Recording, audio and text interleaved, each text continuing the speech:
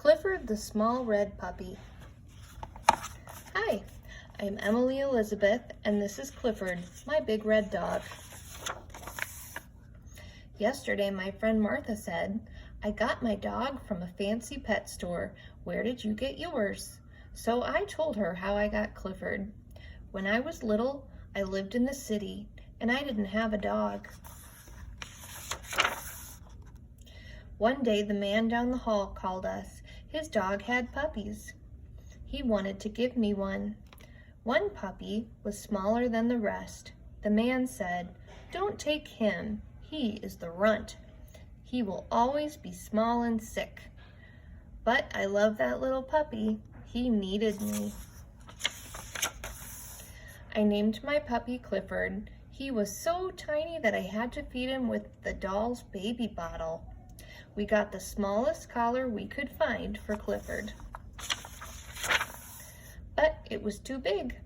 When he began to eat dog food, we had to watch him all the time. He was so little that he was always getting lost, even in our small apartment. Daddy said Clifford was just too small. He didn't think he could live through the winter, and I was very sad. That night I told Clifford I wished he would grow to be a big, healthy dog. I told him I loved him. And the next morning, he looked bigger to me. He seemed to have an easier time eating his dog food, and his collar wasn't so loose. In fact, by the time Daddy got home, the collar was too small. By bedtime, Clifford's tiny basket seemed a little too small for him, so I let him sleep on my pillow again. That was a mistake. The next morning, Mommy thought Clifford looked different, and Daddy said, "I think he is growing." I decided to take Clifford for a walk. At the corner, I saw a big dog coming. I knew I should pick Clifford up so the big dog couldn't hurt him. Oh, but I shouldn't have worried.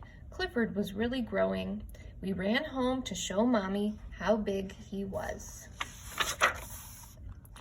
Had our apartment door grown smaller? Daddy couldn't believe it. We put Clifford in the garden to sleep that night. And in the morning, the lady upstairs called us. It was about Clifford. In fact, all the neighbors were starting to notice him. The landlord called the police. They came to see Clifford. They said Clifford would have to go. But how? He couldn't go through the door.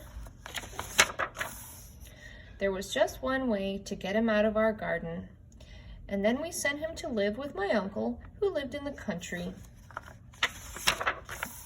I was sad. I missed my little puppy, and he missed me. One day we got a surprise. My uncle wanted Daddy to come work with him in the country. We moved right away. Clifford was waiting for me. I said, "Clifford, stop growing. You are just right." So I said to Martha, "That's how I got my dog. Tell me again how you got your dog."